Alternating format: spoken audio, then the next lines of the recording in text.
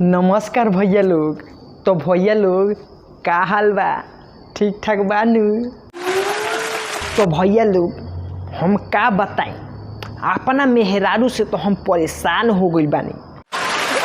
भैया केहू खरीदित तो हम बेच देती, अपन दूसर शादी को लेती।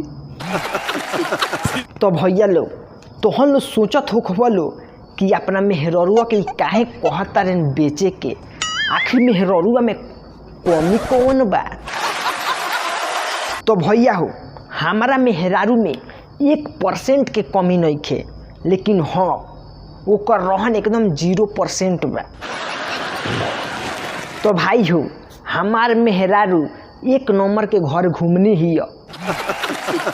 तो भाई हो घर घर घूम के एगो में 2 जोड़े ले आ भाई पट्टीदार में फोड़े ले। तो भैया हो हम अपना मेहरारू से एकदम परेशान हो गई बानी। अरे जावना घर में झगड़ा होला खाली हमारा मेहरारूए के नाम आवेला बीच में। तो भाई लोग हम ओकरा से खुद झगड़ा खोजेनी कि हमरा से झगड़ा क के खिसिया के नैहर चल जाओ। लेकिन ना, हमार मेहरारू वैसा नहीं है।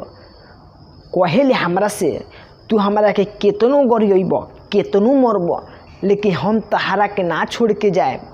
भगवान हमारा तहार जोड़ी बड़ा फुर्सत से बनैले बाड़े।